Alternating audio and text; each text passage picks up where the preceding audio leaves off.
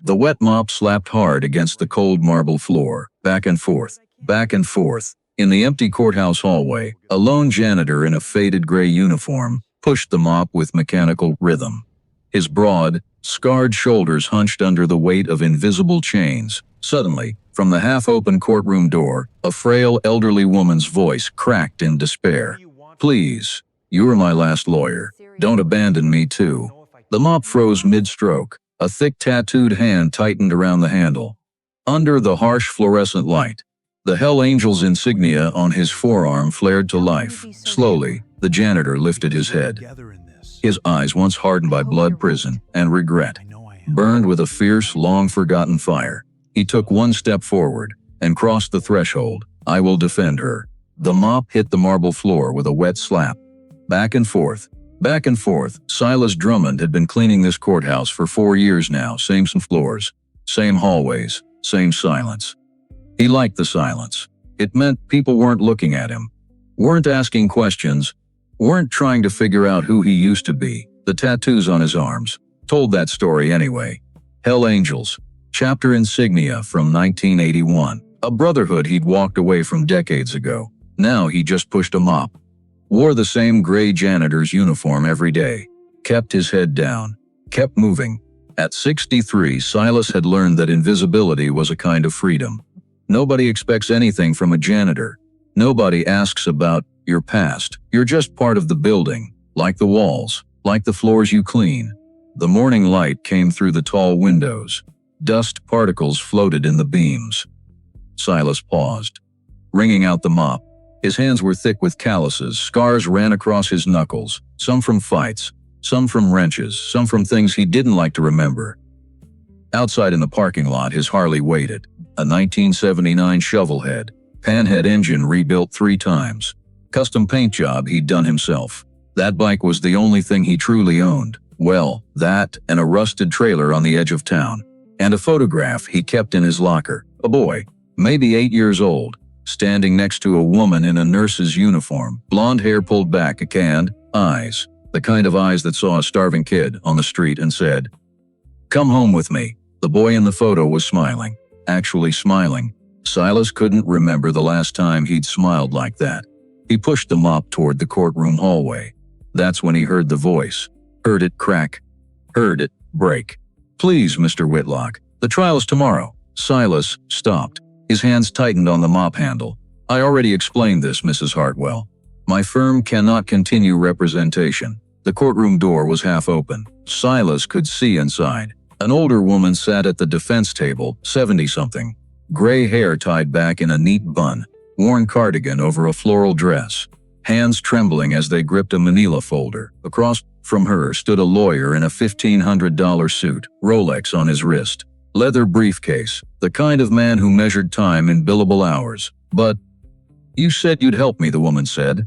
"I paid you everything I had, and those funds are non-refundable. It's in the contract you signed. I don't understand." "What am I supposed to do?" The lawyer, Whitlock, closed his briefcase with a sharp click. "I suggest you contact the public defender's office. They handle cases like yours, cases like mine. Innocent. That's For the court to decide, Mrs. Hartwell. Good luck." He walked past her, didn't look back, didn't look pause. Just walked out the door and down the hallway. His footsteps echoed on the marble, then faded, gone. The woman sat there alone. Her hands opened the folder, papers, spilled documents, police reports, a photograph. Silas couldn't see it clearly from the doorway, but he could see her shoulders shake, could see her wipe her eyes with the back of her hand, could hear her whisper something. "What am I going to register? Hartwell? Mrs. Hartwell." Silas felt his chest tighten, felt something cold run down his spine. His feet moved before his brain caught up. 3 steps toward the courtroom. He stopped at the doorway, looked in. The woman raised her head. Their eyes met. Hers were blue. Still kind, even after all these years. "Even now, Silas?" Her voice was barely a whisper, but it hit him like a freight train. Mama Evie. He hadn't called her that in 4 decades, hadn't let himself even think those words. But they came out anyway, Mogul, unfiltered, like he was 8 years old again, standing in a bus station with nothing but the clothes on his back. Evelyn Hartwell stood up, slowly. Her knees weren't what they used to be. Neither were his. They stared at each other across the courtroom. 40 years. 40 years of silence, of sent money orders with no return address, of birthdays missed, of Christmases spent alone, of guilt that sat in his stomach like a stone. "You're here," she said. "I work here." "Janitor." "I know." That surprised him, you knew. "I've known for 3 years. I didn't know the first year. Then I came here for a property tax issue. Saw you mopping the hallway. I wanted to say something, but you looked like you didn't want to be found. I didn't, so I respected that. Watched from afar. Waited. For what? For you to be ready. And now you are." His throat went dry. Evelyn's smile was sad. She picked up the folder, tried to organize the papers. Her hands shook too much. Papers slipped. Fell to the floor. Silas moved without thinking. Crossed the courtroom. Knelt down, started gathering the papers. His fingers brushed against a photograph. He froze. It was a mugshot. A woman, 50-something. Hard eyes name printed below. Ramona Keene. Then he saw the case summary. Commonwealth versus Evelyn Hartwell. Charge: assault with a deadly weapon. Victim: Ramona Keene. Potential sentence: 15 to 20 years. Jesus Christ. The words slipped out. Evelyn knelt down next to him, slower than she used to. "It's not what it looks like. You shot someone?" "I defended myself." Silas looked at her, really looked. There were lines on her face, now avid spots on her hands. But those eyes were still the same. Still kind, still strong. Still the eyes that had looked at a starving kid and said, "You matter. Tell me what happened." They sat at the defense table. The courtroom was empty now. Just them. Just the afternoon light coming through the high windows. Evelyn folded her hands. Took a breath, started talking. 4 months ago, I rented out my basement room. I needed the income. Social Security doesn't go far these days. Silas listened. Didn't interrupt. Ramona Keene answered my ad. She seemed nice enough. Quiet. Said she worked nights at a hospital. Red flag right there, Silas muttered. Evelyn gave him a look. The same look she'd given him when he was 16 and came home drunk, sharp, knowing. Anyway, she paid her rent on time for the first month. Then things changed. How? She started bringing people over, men I didn't know. They'd come late at night, leave early morning. Drugs. I know, maybe. I tried talking to her. She about it. She got angry, told me to mind my own business. Evelyn's hands tightened. Then, she stopped paying rent. Said she didn't owe me anything. Said she had rights as a tenant. That's when you tried to evict her? Yes. But she had a lawyer, Thaddeus Crane. He sent me letters. Threatened me with lawsuits if I tried to force her out. Silas felt his jaw clench. He knew lawyers like that. The kind who worked for criminals. Made their money keeping scumbags on the street. Then one night 3 weeks ago, I heard glass breaking. Downstairs. In my bedroom, Evelyn's voice got quieter. I keep a gun, a .38 revolver. It was Harold's, my husband. He died in 2008. Silas nodded. He remembered Harold Goodman, treated him like a son. Even when Silas didn't deserve it. I went to my bedroom. The door was open. I always lock it at night, Ramona. Yes, she was standing there. Had a knife. A kitchen knife. She was going through my dresser. Looking for something. Evelyn's hands were shaking now. She saw me. Started screaming. Said I owed her. Said the house should be hers. That she had papers proving it. Papers? A will. She claimed Harold left her the house. Said they were friends. That he promised it to her before he died. That's bullshit. I know. But she had a document. Looked official. Had Harold's signature. Forged. Of course it was forged. But she was waving that knife around, saying she'd kill me if I didn't sign the house over. Silas felt heat rising in his chest. The old heat. The kind that got him in trouble when he was younger. What did you do? I shot her. Evelyn said it plainly. No drama, no tears. Just fact. Aim for her shoulder. Wanted to stop her, not kill her. She dropped the knife, started screaming. I called 911, and they arrested you? But Ramona had her lawyer there within an hour. He spun the whole story. Said I attacked her. Said she was just a tenant asking for repairs. Said I was a crazy old woman who shot an innocent person. Nobody believed that. The police did. Or at least, they charged me. Said there wasn't enough evidence of a break-in. Said Ramona lived there, so she had a right to be in the house. Silas stood up, started pacing. It's what he did when he was angry. When he needed to move, to think. What about the knife? Gone. By the time police arrived, Ramona said there was no knife. Said I was making it up. And the will? The forged document? Her lawyer has it. Says it's evidence of her claim to the house. The judge allowed it as part of her defense. This is insane. I know. Silas turned to look at her. Why didn't you call me? The words hit harder than any punch he'd ever taken. I thought you wanted space, she said quietly. I thought you wanted to forget about me. Never. His voice cracked. I never wanted to forget you. I didn't know how to come back. Why not? Because I'm ashamed. There it was, the truth he'd been carrying for 4 decades. Ashamed of what? Of who I became. The life I lived. Silas sat back down, put his head in his hands. You saved me, Mama Evie. You took a kid off the street, fed me, clothed me, sent me to school, loved me when nobody else would. And I threw it all away. Joined the Angels. Got into fights, drugs, crime. Went to prison for 8 years. He looked up at her. How could I come back after that? How could I look you in the eye? Evelyn reached across the table, took his hand. Her skin was soft, wrinkled, but warm. Silas, I never asked you to be perfect. I just asked you to be you. I'm a screw-up. You're my son. Those words broke something inside him, something that had been locked up for too long. His eyes burned. He blinked hard, forced it back. The trial is tomorrow, he said. What's your defense? I don't have one. Whitlock was supposed to handle it, but he quit today. Why?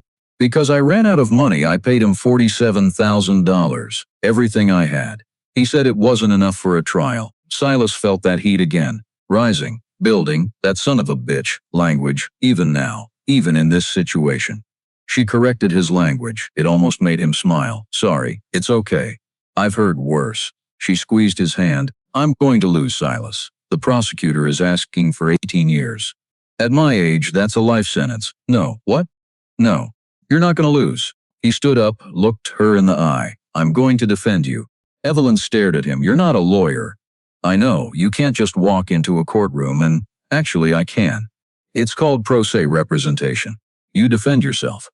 I can help you as a Mackenzie friend. How do you know that? I learned a lot in prison, Mama. Including how to read law books. He'd spent 8 years in Redwood Correctional. 3 of those years in the law library, teaching himself, training to understand the system that put him there. He'd helped other inmates with their appeals, written briefs, filed motions, even got 2 guys released on technicalities. It wasn't the same as being a lawyer. But it was something, Silas. This is serious.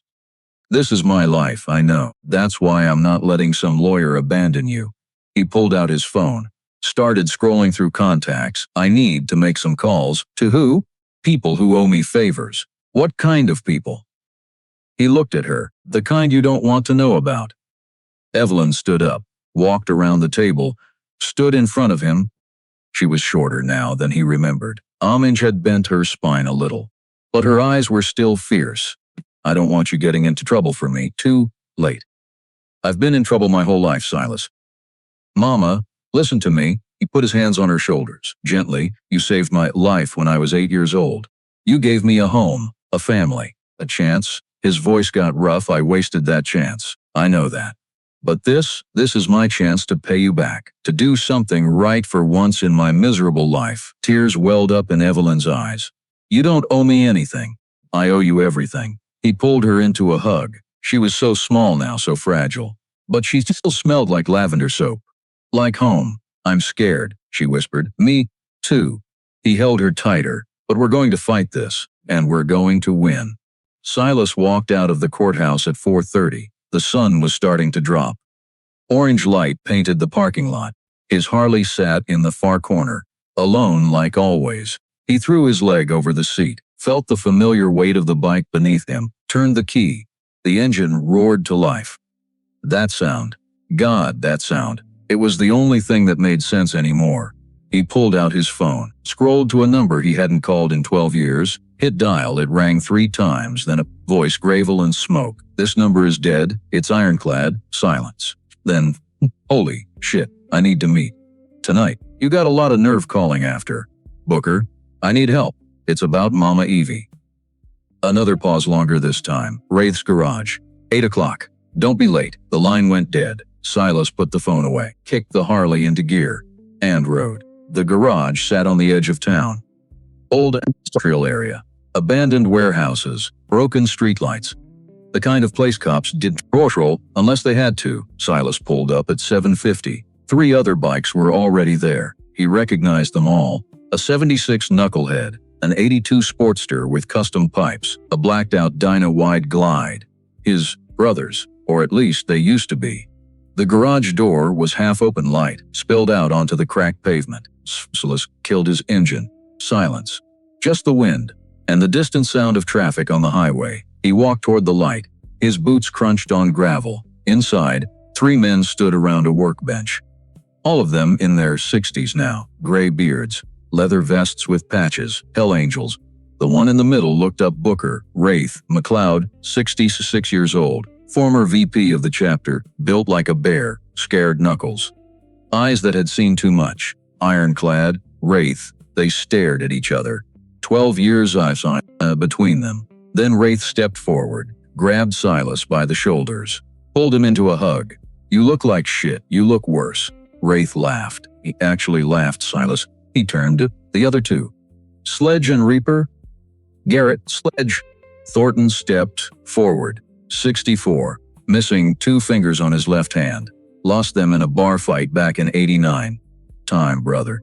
They clasped hands, then Declan. Reaper Sullivan, 65, former Marine, 2 tours in Desert Storm. Came back and joined the Angels. "Thought you were dead," Reaper said, almost.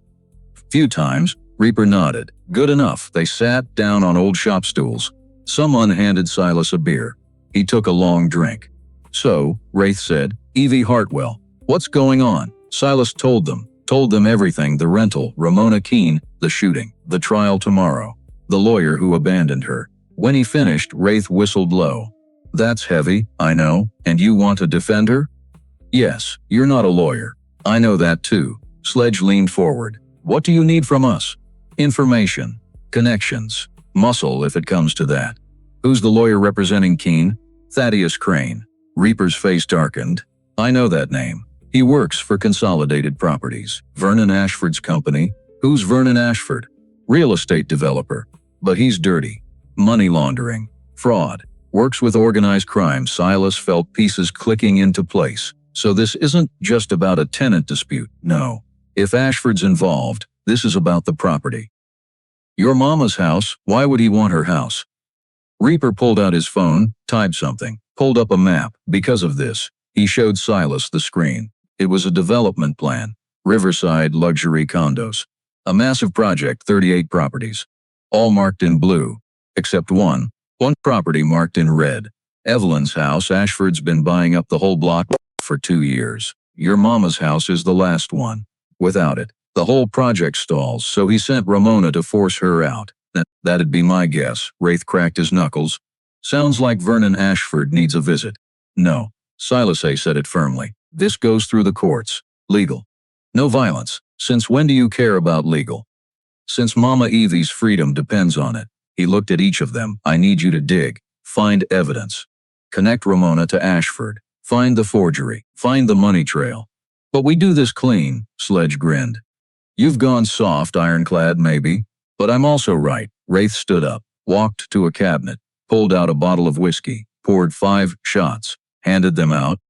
"To Mama Evie," he said. "The woman who bailed out half this chapter at one point or another." They raised their glasses. "To Mama Evie." They drank. Silas felt the burn, felt something else too. Something he hadn't felt in years. Purpose. They worked through had connections. Former military, buddies, who went into law enforcement. Private investigators, people who knew how to dig without leaving tracks. By midnight, they had a lead. Ramona Keene's bank records. $50,000 deposited 2 days after the shooting. From an LLC, traced back to Consolidated Properties. "That's a payoff," Sledge said. "Can we prove it in court?" "Maybe. Depends on how good her lawyer is. Thaddeus Crane is very good. Then we need more." Silas looked at the clock. 2 a.m. The trial started at 9. 7 hours. "I need to see the house," he said. "Now." They took 2 bikes. Silas and Wraith rode through empty streets, past closed shops, past streetlights that barely worked. Evelyn's house was in the old part of town. Craftsman style, built in 1947. Harold had bought it when he came back from Korea, raised his family there, died there. Now Evie lived there alone. They parked a block away. Silas pulled out his phone, called Evelyn. It rang twice. Silas? Is everything okay? Mama, I need your permission for something. It's important. What? I need to go into your house, into the basement room where Ramona lived. To look for evidence. Silence. Are you sure that's legal? If you give me permission, yes. Verbal consent from the homeowner is enough, then you have it. Do whatever you need to. I need you to say it clearly, Mama. So there's no question later. Evelyn's voice got stronger. Silas Drummond. You have my full permission to enter my house and search any room, including the basement where Ramona Keene lived. You may take anything you find that might help my case. Is that clear enough? Perfect. Thank you. Be careful. Always. He hung up, turned to Wraith. Now it's legal. Let's go. Walked up quietly. The house was dark, but there was crime scene tape still up. From the shooting, Silas ducked under it. Tried the back door locked. Wraith pulled out a pick set. 45 seconds later, they were inside. The basement room was small, single bed, small dresser, bathroom attached. Silas looked around, searched for anything that didn't fit. That when he saw it, a latex glove and a syringe. Wraith. He came over. Looked. That's not Evie's. No, it's not. Silas pulled out his phone, took pictures. Then he saw something else. Under the bed, a folder.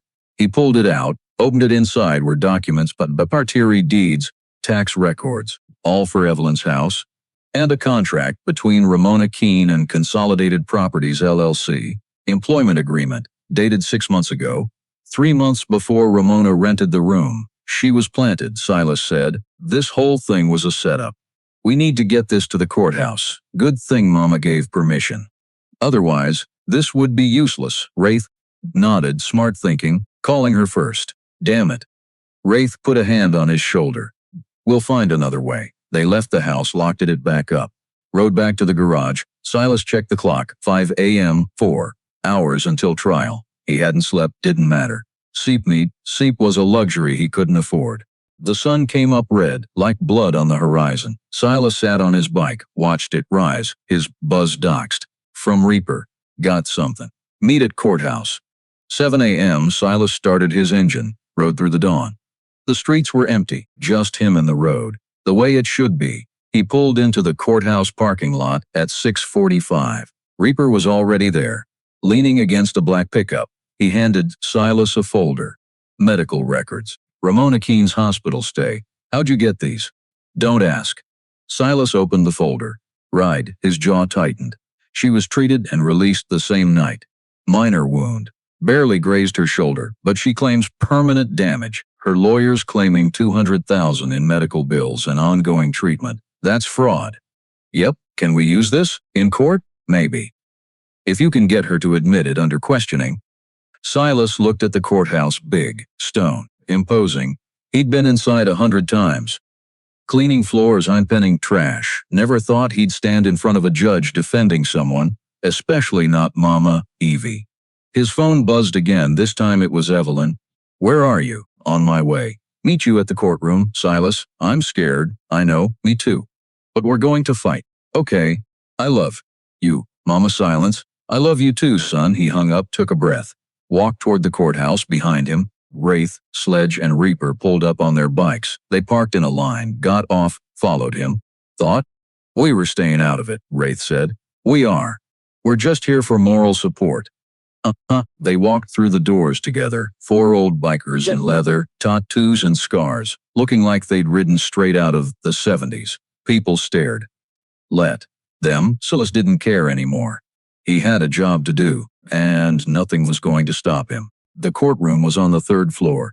Rome 3C, Judge Constance Merrick, presiding. Silas had seen her. Around, talk fair, didn't tolerate bullshit. That was good. He needed someone who'd listen to truth over theatrics. Evelyn sat at the defense table. Alone, she looked so small, so vulnerable. When she saw him, her face changed. Relief, hope, fear, all at once. Silas walked down the aisle. His brother sat in the back row, silent, watching. He sat down next to Evelyn. put his hand over hers. You ready? No, me neither. But we're going to do this anyway. The prosecutor entered. Young guy, maybe 35, expensive suit, cocky walk, the kind who thought he'd already won. Then came Ramona Keene. Silas saw her for the first time in person. 56 years old according to the file, but looked older. Hard living does that. She had a sling on her arm, overselling the injury. Behind her came Thaddeus Crane, 60, silver hair, $3,000 suit, crocodile skin briefcase, the kind of lawyer who made his money keeping guilty people free.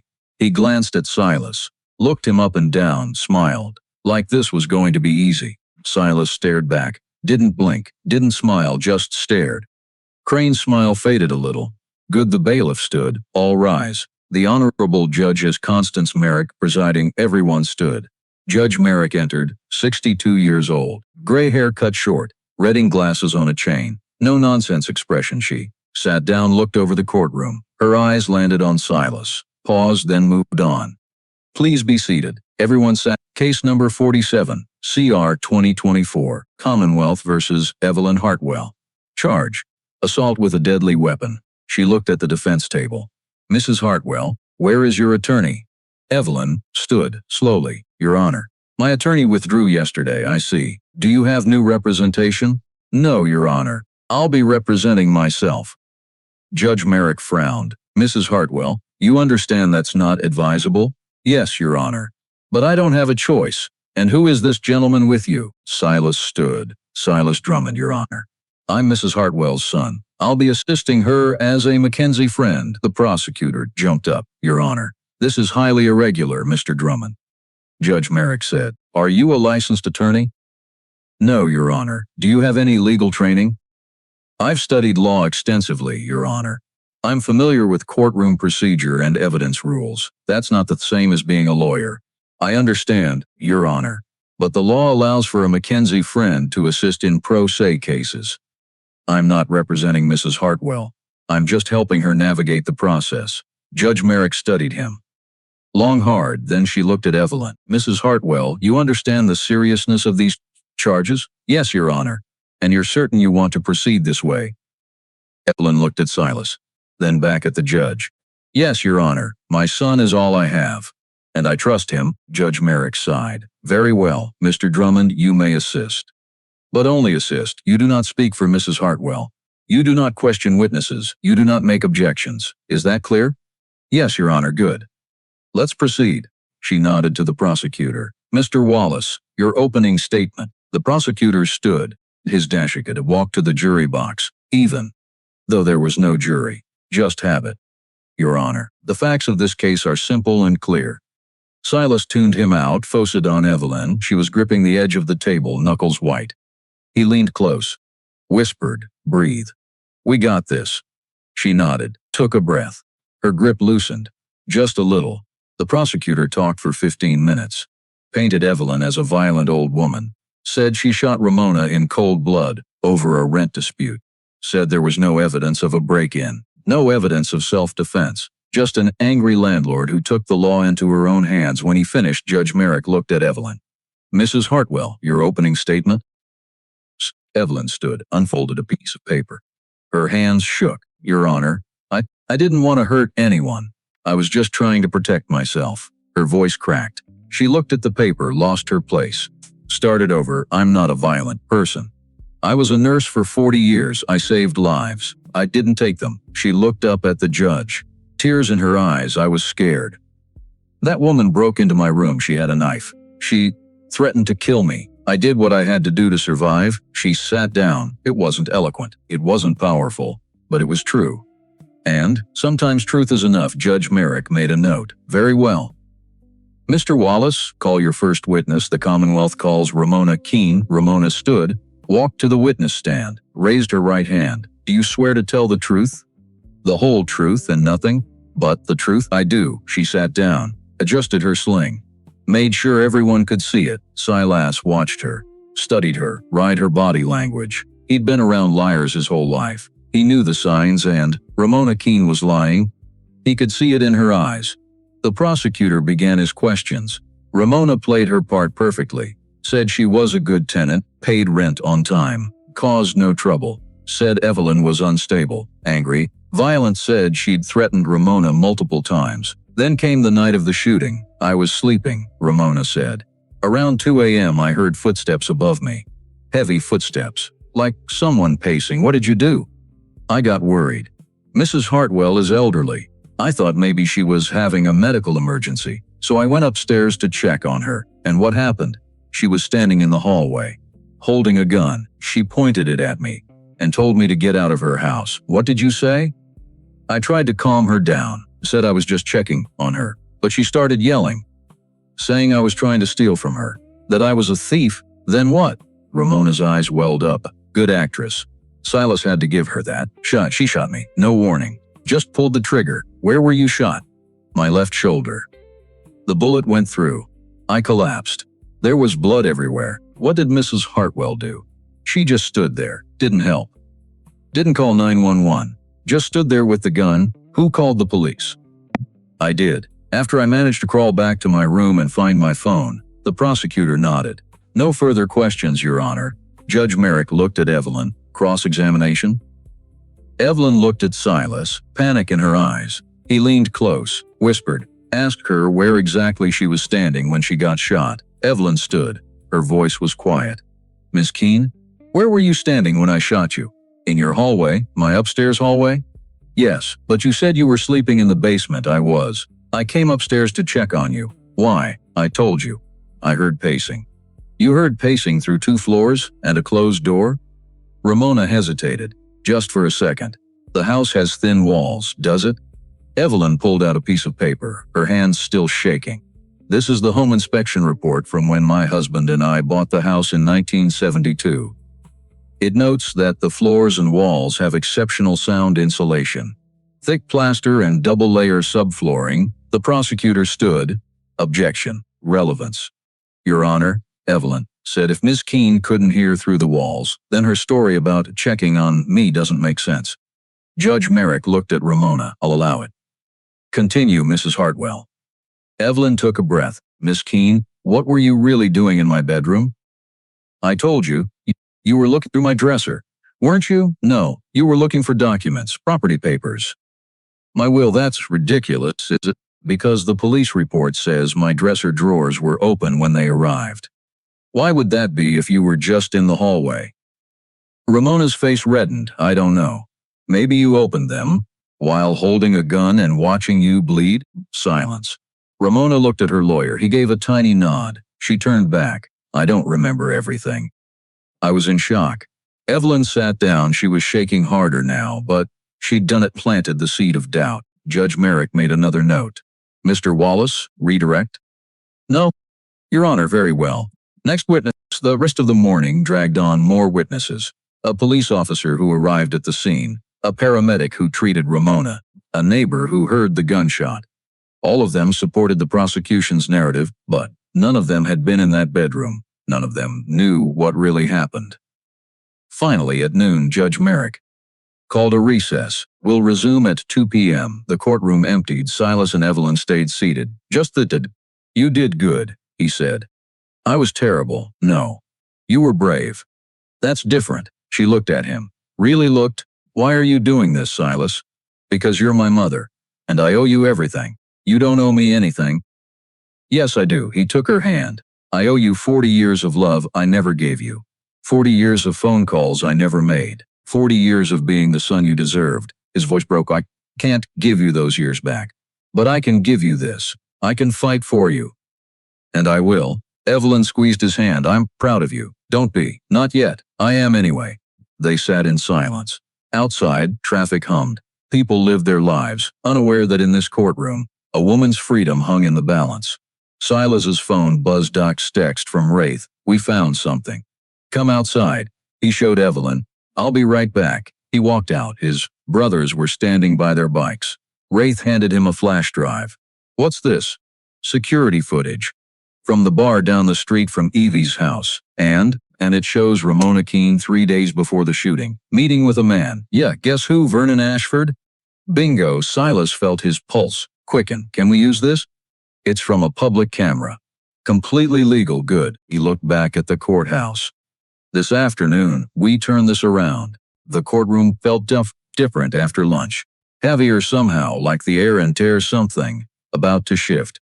Silas Taslas sat next to Evelyn, the flash drive burned in his pocket. He'd watched the footage 3 times during the break. Ramona and a well-dressed man sitting in a corner booth at McGinney's bar. 3 days before the shooting, the man slid an envelope across the table. Ramona opened it, counted cash, nodded. They shook hands, clear as day. The man was Vernon Ashford. Reaper had confirmed it. Run his face through a database positive match. Now Silas just had to figure out how to get it into evidence. Judge Merrick entered. Everyone stood, sat back down when she did. Mr. Wallace, your next witness? The prosecutor stood. The Commonwealth calls Dr. Raymond Fisher. A man in his 50s walked to the stand. Expensive suit under his white coat, distinguished gray at his temples. He swore in, sat down. Dr. Fisher, please state your occupation. I'm a trauma surgeon at Metropolitan General Hospital. And you treated Ramona Keene on the night of September 14th? I did. Can you describe her injuries? She sustained a gunshot wound to the left shoulder. The bullet entered through the anterior deltoid and exited through the posterior trapezius muscle. In layman's terms, it went straight through her shoulder. Clean through. How serious was this injury? Quite serious. She lost significant blood. The bullet damaged nerve tissue and muscle. Without immediate treatment, she could have died. What was her prognosis?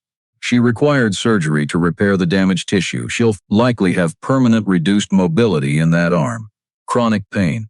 Possible nerve damage that could worsen over time. Thank you, doctor. No further questions. Judge Merrick looked at Evelyn. Cross-examination. Evelyn stood. Silas had prepped her during lunch, given her a list of questions. Dr. Fisher, you said Miss Keene required surgery? Yes. What kind of surgery? Exploratory surgery to assess the damage and repair what we could. How long did this surgery take? The doctor checked his notes. 2 hours and 17 minutes. And after surgery, how long was Miss Keene hospitalized? She was released the following morning. Less than 12 hours after being shot? Yes. Is that standard for someone with such serious injuries? Dr. Fisher shifted. We needed the bed. She was stable. We sent her home with pain medication and instructions for follow-up care. But you said the injury was life-threatening. It was. Before treatment, Dr. Fisher, I have your surgical totes here. Evelyn held up a document. Silas had gotten it from Reaper that morning. It says the bullet caused minimal tissue damage and no major arterial involvement. Is that correct? The doctor's jaw tightened. Those are the technical findings. Yes, so the injury wasn't as serious as you just described? Any gunshot wound is serious, Mrs. Hartwell. But this one wasn't life-threatening, was it? Not after treatment. Was it life-threatening before treatment? Silence. The doctor looked at the prosecutor, got nothing. It could have been, if left untreated, but Miss Keene called 911 herself. She was coherent enough to use her phone. She wasn't in shock. She wasn't dying. Was she? She was in pain? I'm sure she was. But she wasn't dying. Evelyn sat down. Her hands were steadier now, finding her rhythm. The prosecutor called 2 more witnesses. A forensics expert, who analyzed the gun, confirmed it was Evelyn's .38 revolver, confirmed it fired the bullet that hit Ramona. No surprises there. Then a character witness, a woman named Dorothy Brennan, claimed to be Ramona's friend, said Ramona was kind, gentle, wouldn't hurt anyone, said Evelyn was paranoid and hostile, had threatened Ramona multiple times. During cross-examination, Evelyn asked one question. Ms. Brennan, how long have you known Ramona? About 6 months. And in those 6 months, how many times did you visit her at my house? I don't know. A few times. Can you describe my house? Dorothy paused. It's nice. Old. What color is the front door? I don't remember. How many steps lead to the front porch? I'm not sure. That's because you've never been there, have you? Dorothy's face reddened. I have. Ms. Brennan, my front door is green. There are 7 steps. The porch has a swing on the left side. If you'd actually visited, you'd know that. Judge Merrick frowned. Ms. Brennan, are you testifying truthfully? I might have the houses confused, I see. You may step down. Dorothy practically ran from the stand. By 3:30, the prosecution rested. Judge Merrick looked at Evelyn, Mrs. Hartwell. Do you wish to present a defense? Yes, Your Honor. Then call your first. Evelyn stood. I call myself to the stand. Evelyn walked to the witness stand, raised her right hand, swore to tell the truth, sat down. She looked small in that chair, fragile, but there was steel in her spine. Silas had seen it before, when she'd bailed him out of jail at 16, when she'd sat by his hospital bed after a bike accident at 19, when she'd visited him in prison every month for 8 years, steel, wrapped in kindness. That was Mama Evie. Mrs. Hartwell, Judge Merrick said, since you're representing yourself, I'll allow you to simply tell your story. But the prosecutor may cross-examine. Do you understand? Yes, Your Honor. Please proceed. Evelyn took a breath. I've lived in my house for 54 years. My husband Harold and I bought it in 1972, right after he came home from Korea. We raised our family there. He died there in 2008. Her voice was steady, calm. After Harold died, I lived alone. Social Security isn't much. The house needed repairs. So 4 months ago, I decided to rent out the basement room. She looked at Ramona. Ms. Keene answered my advertisement. She seemed nice. Quiet said. She worked night shifts at a hospital. I checked her references. They seemed fine. The first month was okay. She paid rent, kept to herself. Then things changed. How? Judge Merrick asked. She started having people over, late at night. Men I didn't know. They'd come at midnight, 1 a.m., stay for an hour or two, then leave. Did you confront her? I tried. She said they were friends, that she had a right to have guests. I asked her to keep it down. She laughed at me. Evelyn's hands tightened. Then she stopped paying rent. Said she didn't owe me anything. Said she had rights as a tenant and I couldn't evict her without going through legally? Yes. I filed the paperwork, but she had a lawyer, Mr. Crane. He sent me letters threatening to sue me if I harassed his client. What happened next? She started going through my things. I'd come home and find my mail opened, my desk drawers searched. I asked her about it. She denied everything. Evelyn's voice shook now. Then 2 weeks before the shooting, she showed me a document, a will. She said Harold had left her the house, that they were friends, that he'd promised it to her before he died. Was this true? No. Harold died in 2008. He never knew Ramona Keene. His will left everything to me. I have the original, signed and notarized. What did you do? I told her the document was fake. She got angry, started yelling.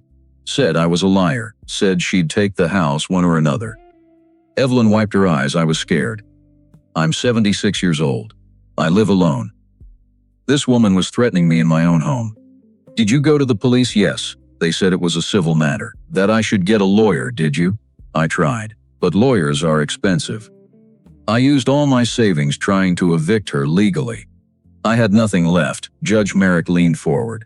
Tell me about the night of the shooting. Evelyn took a shaky breath. I went to bed around 10 p.m. I always locked my bedroom door.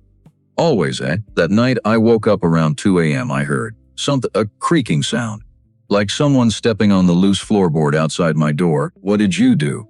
I got my gun. Harold's .38. I keep it in my nightstand. I've had it for years but never fired it except at a range when Harold was alive. Then, I heard my doorknob turn. I never unlocked that door. Never. But it opened anyway. How? I don't know. Maybe she picked it. Maybe I forgot.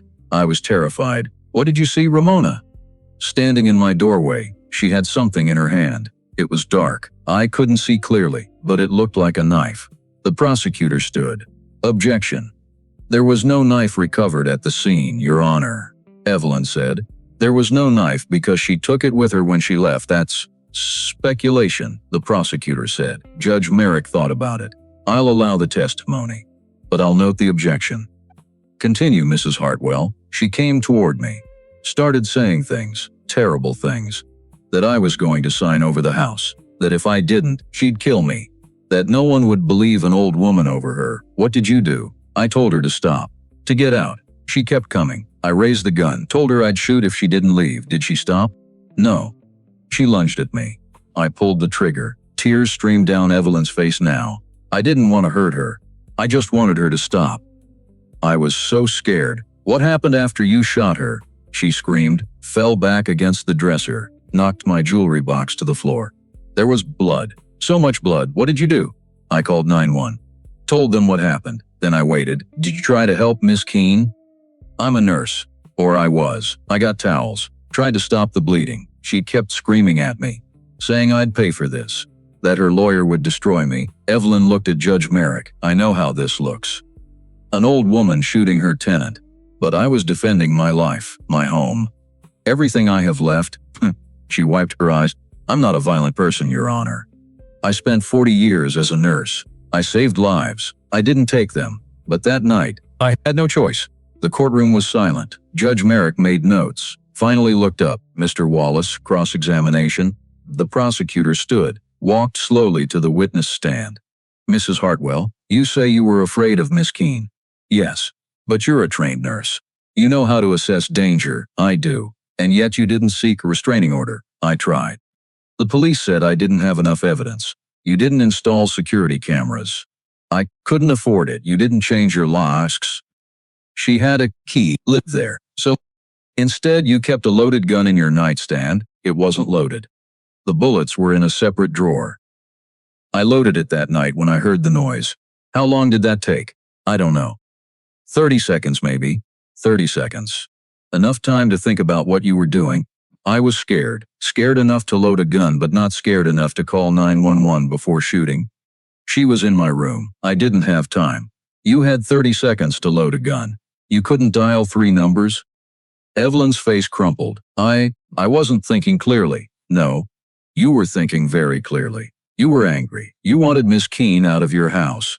And you took the law into your own hands. That's not true. You shot an unarmed woman. She had a knife that mysteriously disappeared. How convenient. I'm not lying. The prosecutor turned to Judge Merrick. Your Honor, this is a case of an angry landlord who resorted to violence instead of legal recourse. The evidence is clear. Mrs. Hartwell shot Ms. Keene without justification. He sat. Evelyn stepped down from the witness stand. She was shaking, sat next to Silas. He put his hand on hers. You did good, he whispered. He made me sound like a monster. That's his job. But the judge knows better. Judge Merrick looked at them. Mrs. Hartwell, do you have any other witnesses? This was it. The moment Silas had been waiting for. Evelyn stood. Yes, Your Honor. I call Colonel Patricia Brennan, retired. A woman in her mid-70s walked into the courtroom. Ramrod straight posture, short gray hair, sharp eyes. She wore a simple blazer and slacks. But you could tell she'd worn a uniform most of her life. She swore in, sat down. Colonel Brennan, Evelyn said. How do we know each other? We served together. Operation Desert Storm, 1991. You were a combat officer. How long did we serve together? 14 months. Can you tell the court what kind of nurse I was? Patricia smiled. A real smile, warm. Evie was the best nurse in my unit. Calm under fire, literally. We took mortar rounds once. Most people hit the deck. Evie kept working on her patient, saved his life. Did you ever see me act violently? Never. Not once. Evie was a healer. She'd treat enemy soldiers the same as our own guys. That's who she was. Thank you, Colonel. The prosecutor stood. Colonel Brennan, when did you last see Mrs. Hartwell? About 15 years ago. 15 years. People can change in 15 years, can't they? They can. But core character doesn't change. Evie Hartwell is not a violent person. You weren't there the night of the shooting, no, so you can't say what she did or didn't do that night. No. But I can say that if Evie shot someone, she had a damn good reason. That's speculation. That's character testimony, which is what I'm here to provide. The prosecutor sat down. Patricia stepped down. Squeezed Evelyn's shoulder as she passed. Judge Merrick checked her watch. 4:15, Mrs. Hartwell. Any other witnesses? Silas leaned close to Evelyn, whispered. She nodded. Stood. Your Honor, I'd like to call an expert witness. My son has been helping me gather evidence. May he address the court? Judge Merrick frowned. Mr. Drummond is not a lawyer, I understand, Your Honor. But he has evidence that's crucial to my defense. The prosecutor jumped up. Objection. This is highly irregular, Your Honor, Silas said, standing. I'm not testifying. I'm just presenting evidence we discovered. Physical evidence that's directly relevant to this case. Judge Merrick thought about it. What kind of evidence? Security footage. Financial records. Documents that prove Miss Keene was part of a conspiracy to defraud Mrs. Hartwell. The prosecutor's face went red, Your Honor. This is ambush testimony. We weren't given any of this in discovery because we just found it, Silas said. In the past 24 hours. That's not how it works. Judge Merrick held up her hand. Enough. Mr. Drummond approached the bench. Silas walked forward. So did the prosecutor. They stood in front of Judge Merrick. She leaned forward, spoke quietly. Mr. Drummond, I'm giving you a lot of leeway here, because Mrs. Hartwell is representing herself. But I will not allow you to turn my courtroom into a circus. Do you understand? Yes, Your Honor. What exactly do you have? Security footage from a public camera showing Ramona Keene meeting with Vernon Ashford 3 days before the shooting. Bank records showing a $50,000 to Keene 2 days after the shooting, and employment documents showing Keene was hired by Ashford's company 6 months ago. The prosecutor's jaw dropped. Judge Merrick's eyes narrowed. Where did you get this? The security footage is from a bar's external camera, legally obtained with their permission. The bank records were subpoenaed by a private investigator, also legal. The employment documents were found in Miss Keene's belongings at my mother's house. That's an illegal search, the prosecutor said. No, my mother gave me permission to enter her own house and collect evidence. That's perfectly legal. Judge Merrick sat back. Thought, Mr. Wallace, this evidence is clearly relevant. Even if it's last minute, Your Honor, I'm going to allow it. But Mr. Drummond, you have 1 hour to present this, and it better be as significant as you claim it is, Your Honor. Thank you. They returned to their tables. Silas pulled out his laptop, set it up, connected it to the courtroom's display system. Your Honor, may I present this evidence? Proceed. The screen flickered to life. Security footage. Black and white. Timestamp September 11th, 9:47 p.m.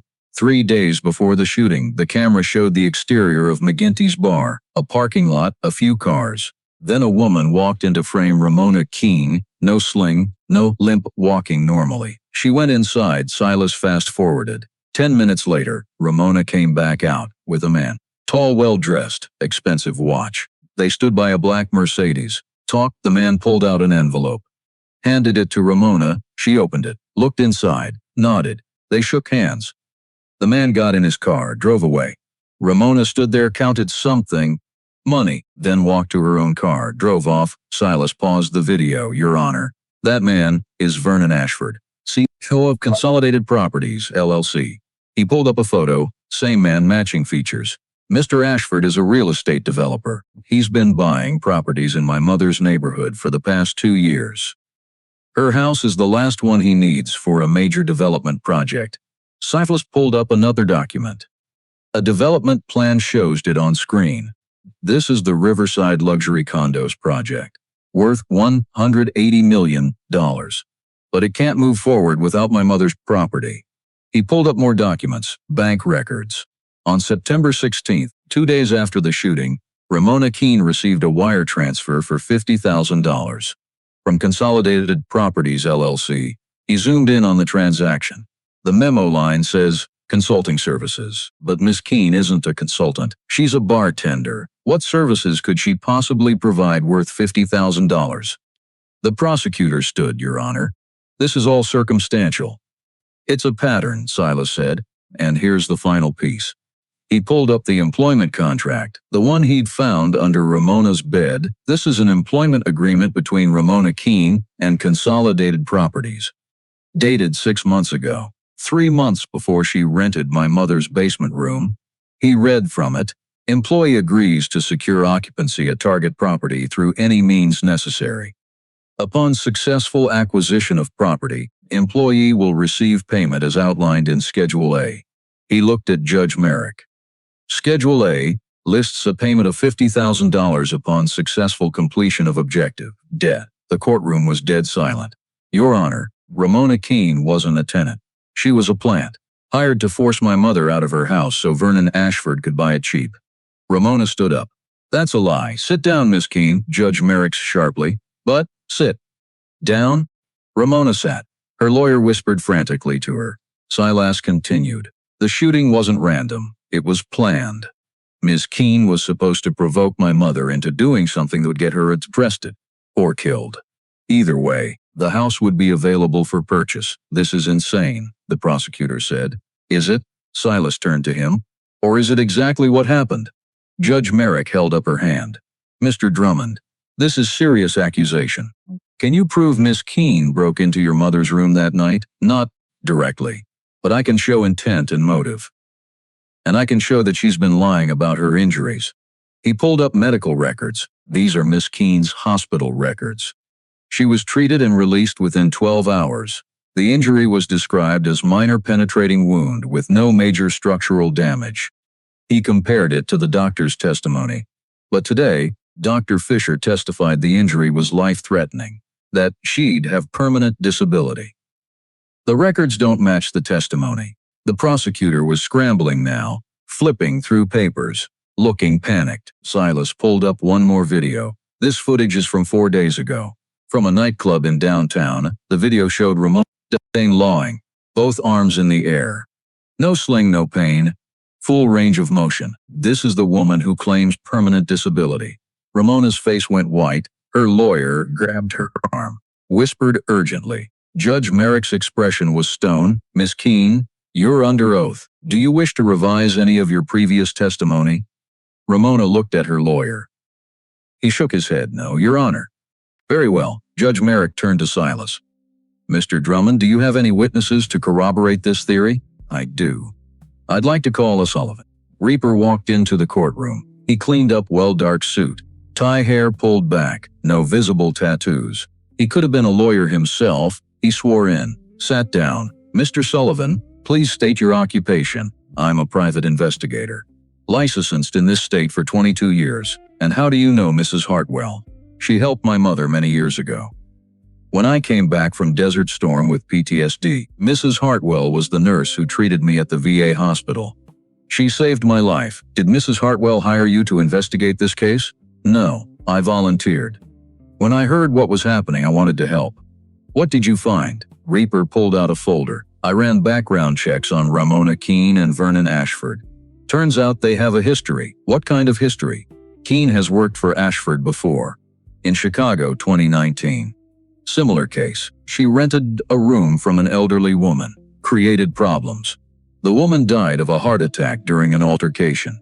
The house was sold to one of Ashford's shelf companies for half its value. The courtroom erupted. People talking, gasping. Judge Merrick banged her gavel. Order. When it quieted, she looked at Reaper. Do you have documentation of this? Yes, Your Honor. Police reports, property records. All from Chicago. He handed the folder to the bailiff, who gave it to Judge Merrick. She read through it. Her face got harder with each page. Finally, she looked at Mona. Miss Keene, did you work for Vernon Ashford in Chicago in 2019? Ramona's lawyer stood. Your Honor, I advise my client not to answer on the grounds. She'll answer, or I'll hold her in contempt. Ramona looked like she might cry. Or run. Or both. But I didn't work for him. That's not what these records show. Judge Merrick said. She turned to the prosecutor, Mr. Wallace. Did you know about any of this? No, Your Honor. This is the first I'm hearing of it. Then I suggest you have a conversation with your witnesses about honesty. She looked at Reaper. Mr. Sullivan, anything else? Yes, Your Honor. I traced the forged will that Miss Keene showed Mrs. Hartwell. The signature was done by a professional forger in Atlantic City. Name's Marcus Webb. He's done work for Ashford before. How do you know this? Webb's currently in prison. I spoke with him yesterday. He confirmed Ashford paid him $5,000 to forge Harold Hartwell's signature on a fake will. Another explosion of noise. More gavel banging. Do you have a statement from this forger? Sworn affidavit. Signed yesterday. He produced it, handed over. Judge Merrick read it. Her jaw clenched. This court will take a 30-minute recess. When we return, I expect Mr. Ashford to be present. Bailiff, issue a summons immediately. She stood. Everyone stood. She walked out. Silas and Evelyn sat in the hallway. His brothers stood nearby. Keeping watch, Evelyn was crying. But not sad crying, relief crying. You did it, she said. You actually did it. Not yet. We still need to get through Ashford. He'll come? He has to. Judge ordered it. Wraith walked over. Handed Silas a coffee. You're doing good in there, Ironclad. Couldn't have done it without you guys. That's what brothers are for. Sledge and Reaper joined them. Think the prosecutor will drop charges? Sledge asked. Maybe. Depends on what Ashford says. He'll lie. Reaper said. Men like that always lie. Then we'll prove he's lying. Evelyn looked at them, at these four rough men, covered in scars and tattoos, looking completely out of place in a courthouse. Thank you, she said. All of you. Wraith smiled. Ma'am, you bailed out half this chapter over the years. This is us paying you back. I never expected payment, we know. That's why you're getting it. A bailiff came out. Court's resuming. In 5 minutes, they filed back in. The courtroom was more crowded now. Word had spread. People wanted to see what happened next. Judge Merrick entered. Everyone stood. Is Mr. Ashford present? A man in the back stood. Vernon Ashford, 52, silver hair custom suit. That probably cost more than Silas made in a year. Walked down the aisle like he owned the place. Your Honor, I'm here under protest. I don't understand why. Sit down, Mr. Ashford. You'll understand soon enough, he sat. Looked annoyed. Judge Merrick turned to Silas. Mr. Drummond, I'm going to allow you to question Mr. Ashford. But remember, you're not a lawyer. Keep it simple and direct. Yes, Your Honor. She looked at Ashford. Mr. Ashford, please take the stand. Vernon Ashford walked to the witness stand like a man going to a business meeting, confident, unconcerned. He swore and sat down. Crossed his legs, Mr. Ashford, Silas said. You're the CEO of Consolidated Properties LLC, correct? I am. And your company develops real estate? Among other things, yes. Are you familiar with the Riverside Luxury Condos project? I am. It's one of our flagship developments. How much is that project worth? I don't see how that's relevant. Answer the question, please, Judge Merrick said. Ashford sighed. Approximately $180 million. That's a lot of money. It's a large project, and it requires purchasing multiple properties, correct? Yes, 38 in total. How many have you acquired so far? 37, all except one. Yes, that one being my mother's house. Ashford shifted. If that's what the records show, it is. How long have you been trying to acquire my mother's property? We made an initial offer 2 years ago. What did you offer? I don't recall the exact amount. Silas pulled out a document. I have the offer letter here. $150,000. Is that correct? If that's what it says, the property is worth $400,000. You offered less than half its value. It's called negotiation, Mr. Drummond. My mother declined the offer. Yes. What did you do then? We moved on to other properties, did you? Silas pulled up the security footage again. This is you meeting with Ramona Keene on September 11th, 3 days before she was shot. What were you discussing? Ashford's face tightened. I don't know what you're talking about. That's you in the video. Meeting with Miss Keene. Handing her an envelope. I meet with many people, and you pay them all $50,000. I don't know what you're implying. I'm not implying anything. I'm stating facts. You paid Ramona Keene $50,000. 2 days after she was shot in my mother's house. That was for consulting services. What kind of consulting does a bartender provide to a real estate developer? Market research. Market research worth $50,000. She provided valuable insights. Silas pulled up the employment contract. This contract says Ms. Keene was hired to secure occupancy at target property through any means necessary. What does that mean? I'd have to see the full contract. I have it right here. Silas handed it to him. Ashford barely glanced at it. This isn't my signature, no. It's your VP's signature, Marcus Tolliver. He works for you, correct? He does, but I don't micromanage every contract. So you're saying you didn't know Miss Keene was hired to infiltrate my mother's house? I had no knowledge of that, even though you met with her 3 days before the shooting. That meeting was coincidental. Right. Silas pulled up another document. Mr. Ashford, have you ever worked with a man named Marcus Webb? Ashford's face went pale, just for a second. Then he recovered. I don't know anyone by that name. Marcus Webb is a forger, currently serving time in New Jersey. He says you paid him $5,000 to forge a will. Harold Hartwell's will. Leaving the house to Ramona Keene, that's absurd. He has records, bank transfers, emails, all linking you to the forgery. Ashford stood up. Your Honor, I don't have to sit here and be slandered. Sit down, Mr. Ashford, Judge Merrick said coldly. This is a witch hunt. Sit. Down, now Ashford. Sat, his lawyer rushed forward, started whispering to him. Silas wasn't done. Mr. Ashford, are you aware of a similar incident in Chicago, 2019, where Ramona Keene rented from an elderly woman who died during an altercation, and her house was sold to one of your companies? Ashford's lawyer stood. Your Honor, my client invokes his Fifth Amendment right. Too late, Judge Merrick said. He's already testified. He can't invoke now. She looked at Ashford. Answer the question. Ashford's jaw worked. I was not directly involved in that transaction, but your company bought the house. Yes, and Ramona Keene was involved. Peripherally. Interesting word. Silas walked closer to the stand. Mr. Ashford, how many elderly homeowners have you targeted with this scheme? I haven't targeted anyone. How many? Your Honor, the lawyer pleaded. Answer him, Mr. Ashford. Ashford's face was red now, sweat on his forehead. I want my lawyer. You have a lawyer. He's standing right there. I want a different lawyer. A criminal lawyer. The courtroom went silent. Judge Merrick leaned forward. Mr. Ashford, are you saying you need a criminal defense attorney? Ashford realized his mistake. Too late. I misspoke. I don't think you did. She turned to the bailiff. Contact the district attorney's office. Tell them we may have evidence of fraud, conspiracy, and possibly manslaughter in relation to the Chicago case, Your Honor. Please. You're dismissed, Mr. Ashford. But don't leave town. Ashford stumbled off the stand. His lawyer grabbed him. They rushed out. Judge Merrick looked at Ramona. Ms. Keene, I'm ordering a full investigation into your testimony. If you've perjured yourself, and I believe you have, you'll face criminal charges. Ramona was crying now. Full-on sobbing, her lawyer tried to calm her, failed. She stood up. I'm sorry. He made me do it. Who made you? Vernon. He said it would be easy. Just get the old lady to attack me. He said she'd probably just push me and I could claim assault. But she shot you instead. I didn't know she had a gun.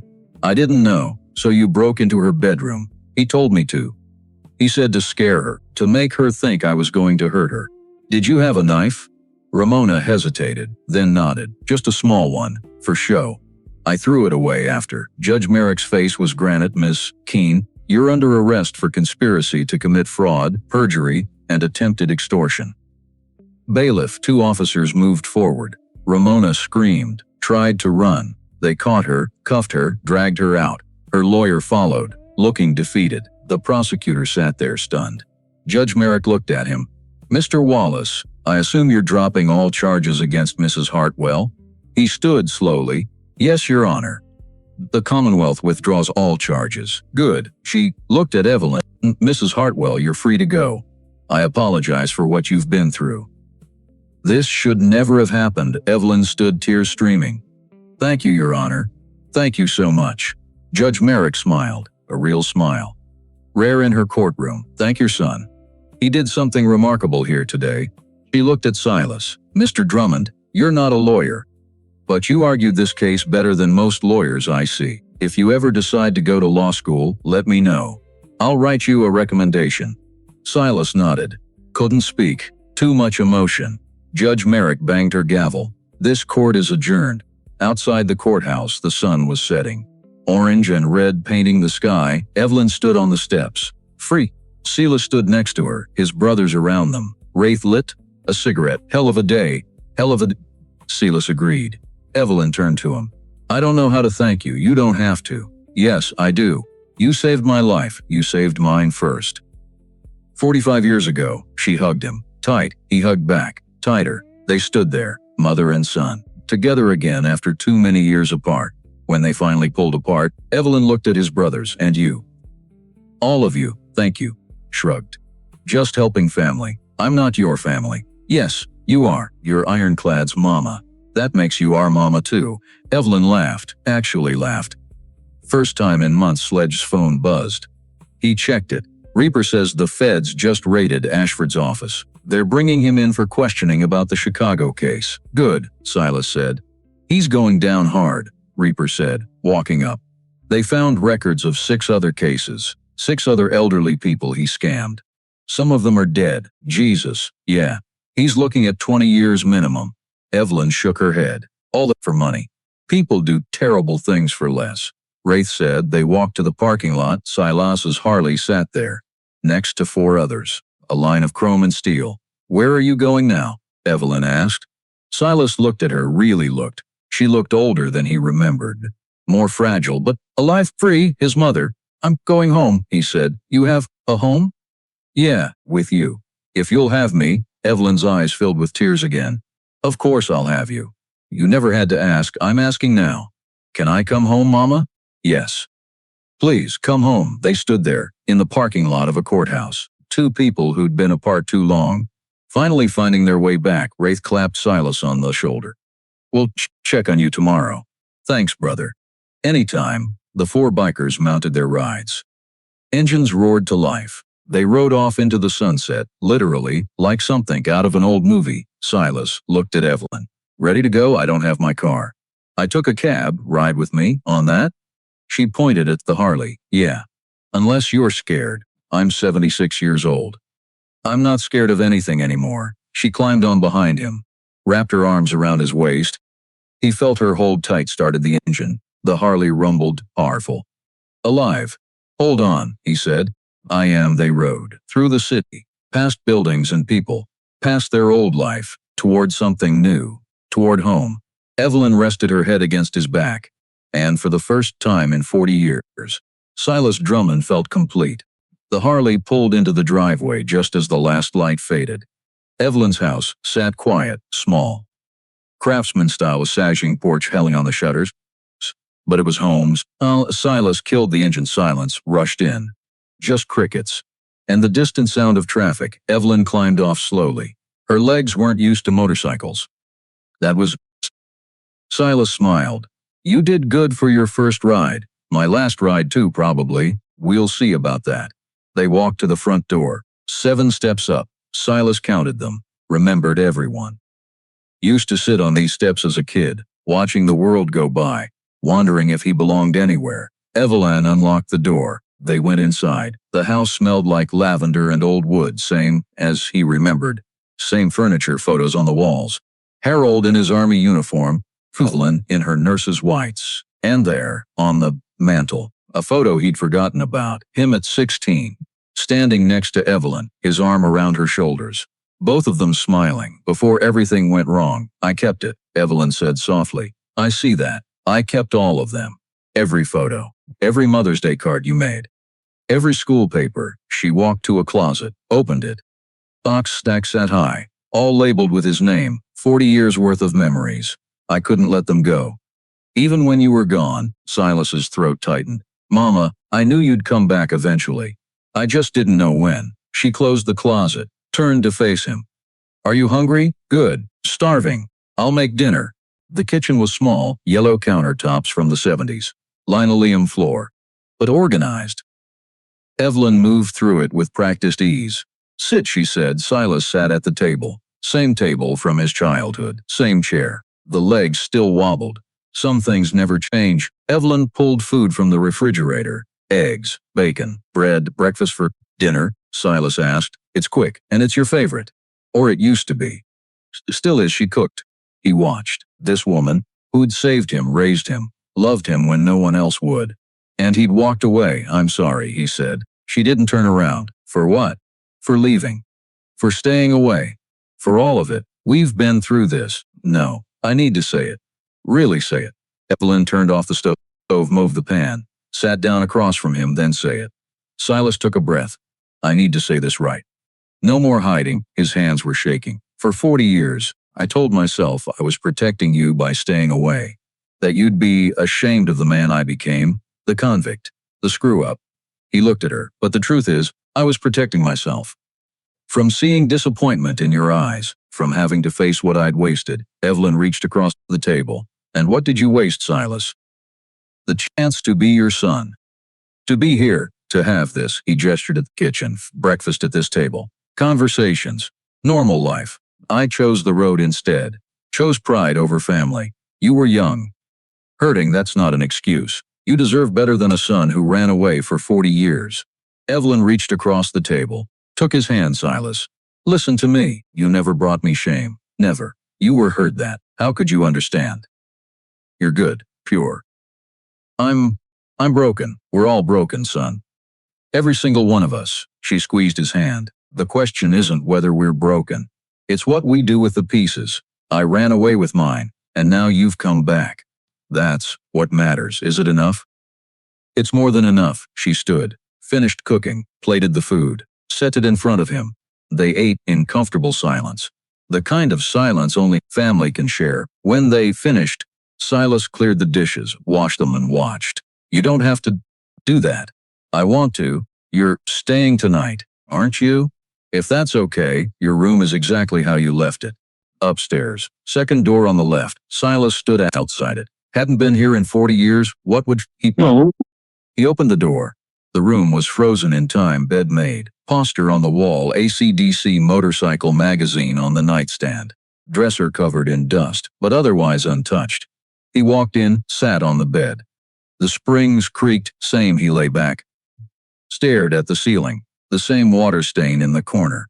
Looked like a dragon. He used to stare at it for hours, imagining flying away, being free. Now he was back, and freedom felt different than he'd imagined. A knock on the door. Come in. Carrying towels, in case you want to shower. Thanks. She set them on the dresser, started to leave. Mama, yes? Why did you really keep this room the same? She paused. Because I needed to believe you'd come back. If I changed it, if I packed it away, that meant giving up. And I never gave up on you, even after all this time, especially after all this time. She came and sat next to him. When you were little, you used to have nightmares.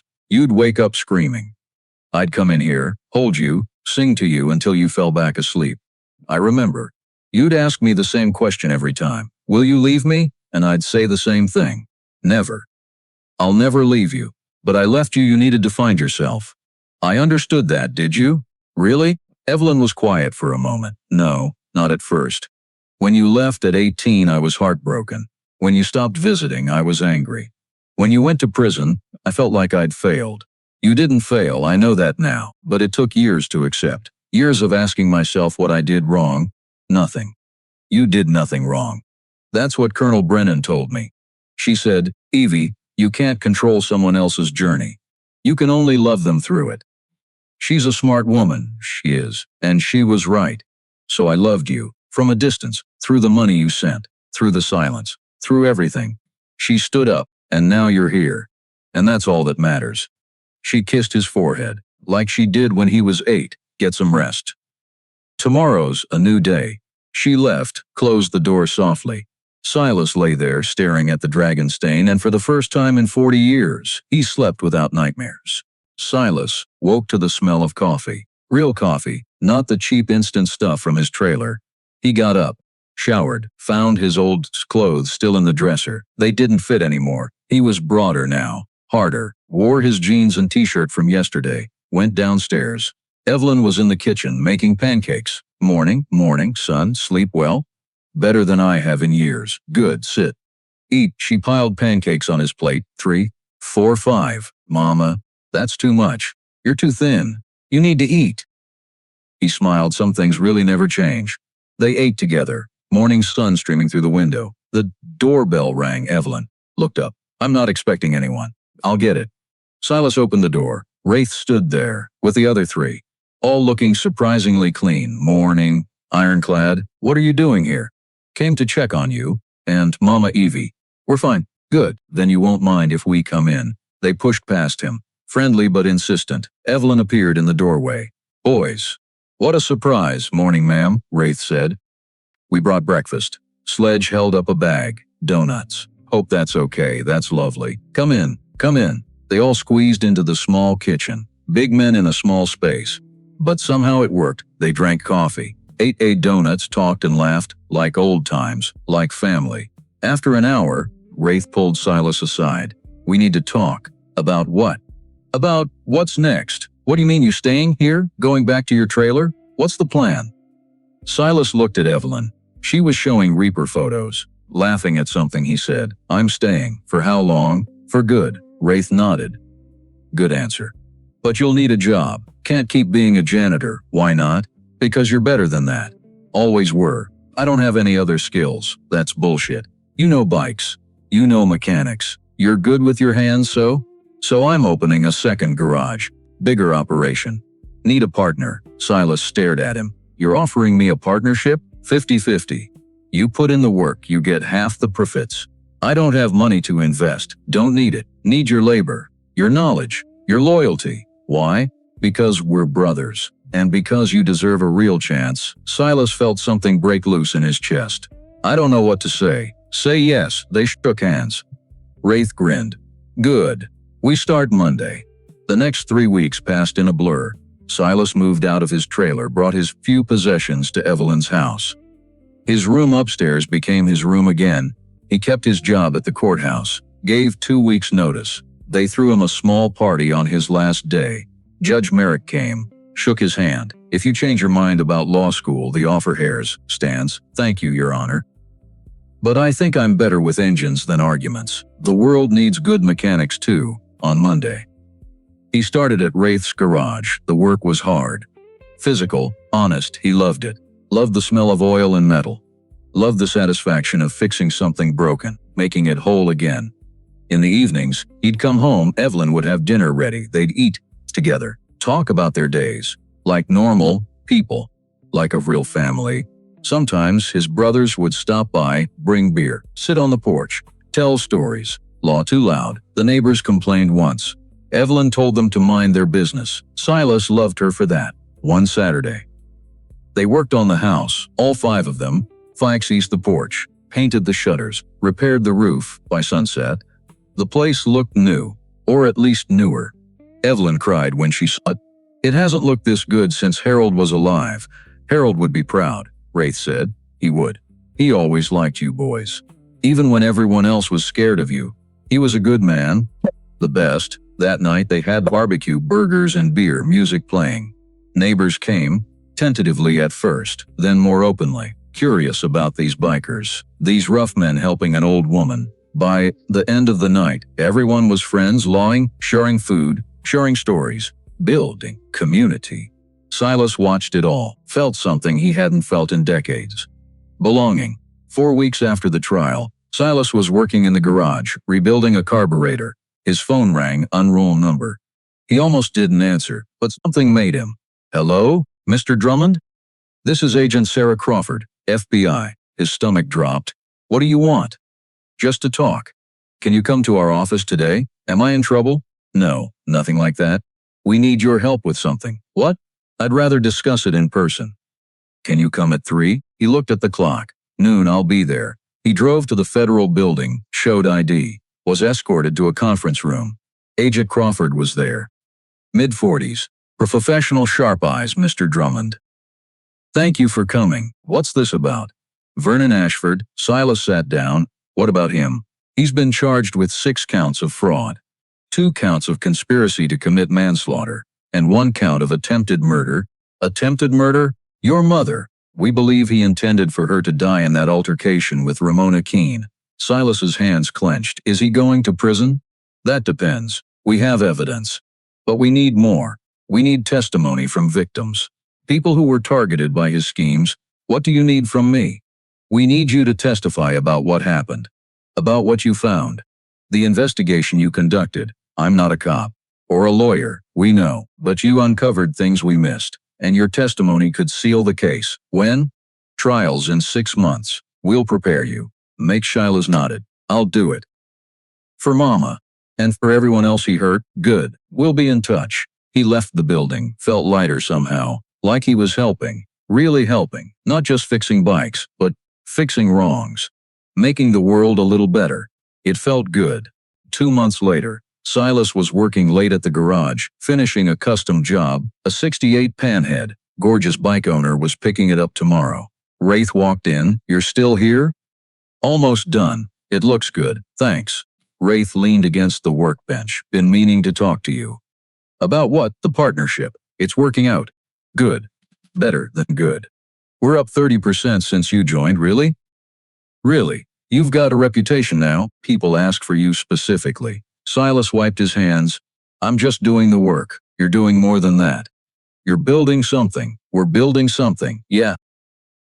We are. Wraith pulled out a paper. I talked to a lawyer, drew up official papers. Making this partnership legal. You didn't have to do that, I wanted to. You're not just an employee, you're a partner. Should be on paper. He handed over the contract. Silas read it, 50-50 split. Equal decision making. This is, thank you, sign it. Make it official. Silas signed, so did Wraith. Welcome to Wraith and Ironclad's garage.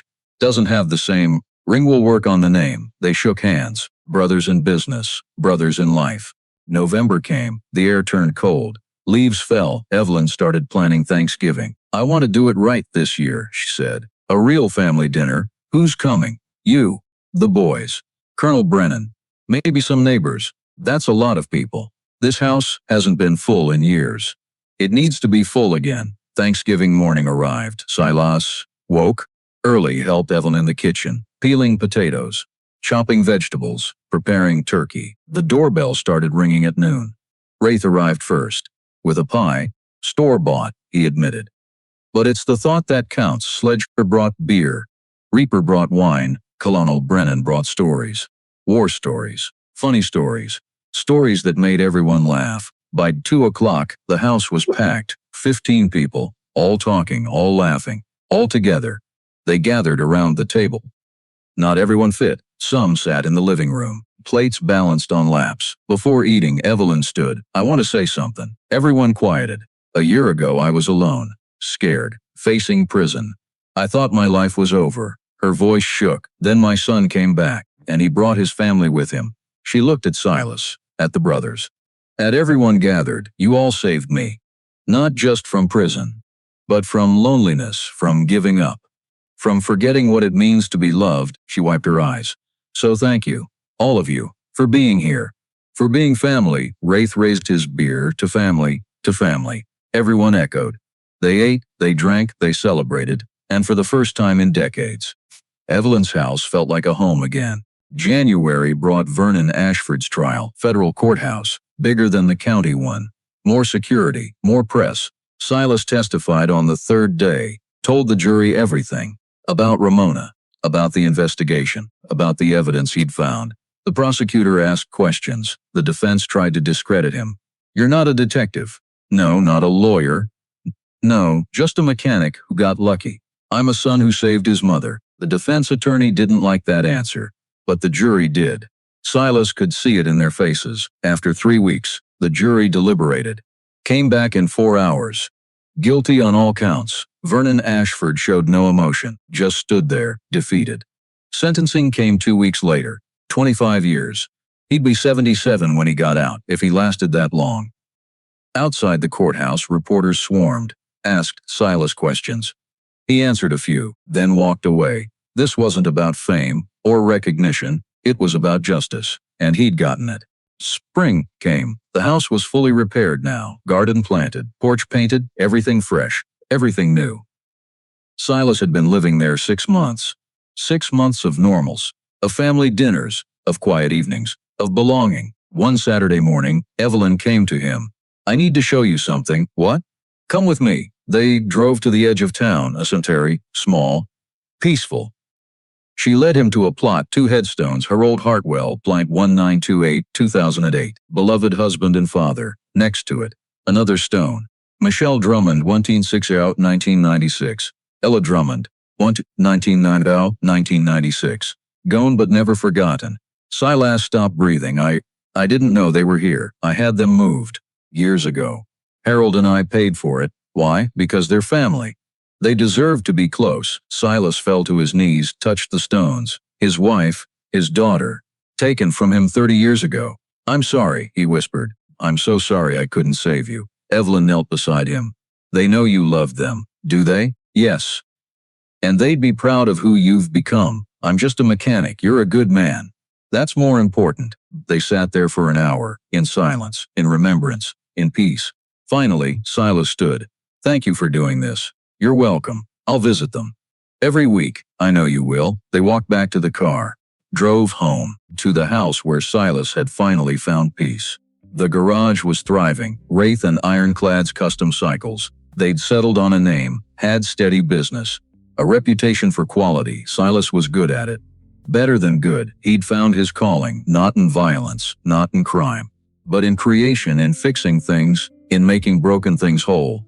Evelyn was healthier than she'd been in years, still sharp, still strong, still the heart of their family. The brothers came by regularly, barbecues every month, rides every Sunday, a real brotherhood not built on crime, but on loyalty, on love, on second chances. One evening, Silas sat on the porch, Evelyn beside him, watching the sunset. "Happy?" she asked. "I think I am good. You deserve it. So do you. I have it. I have you." He put his arm around her. "I'm not going anywhere, Mama, I know." They sat in comfortable silence, the kind that comes from years of understanding, of forgiveness, of love. A Harley pulled up. "Wraith, hey, we're heading to the bar. You coming?" Silas looked at Evelyn. "Go," she said. "Have fun. I'll be here when you get back. You sure?" "I'm sure. I'm not going anywhere either." He kissed her forehead, walked to his bike, started it up. The engine roared. Still the best sound in the world. But not the only good sound anymore. Now there was laughter, and conversation, and family dinners, and welcome home. He rode off with Wraith into the evening. Two old bikers, living good lives, making up for lost time, finding redemption not in grand gestures, but in small moments, in showing up, in being present, in loving the people who never gave up on them. Behind them, Evelyn watched from the porch, smiling. Her son had come home, and this time, he was staying. Home is the people who love you when you're unlovable, who wait when you're gone, who forgive when you fail. My mama waited 40 years. Never gave up. Never stopped loving me. Even when I stopped loving myself. That's the thing about family.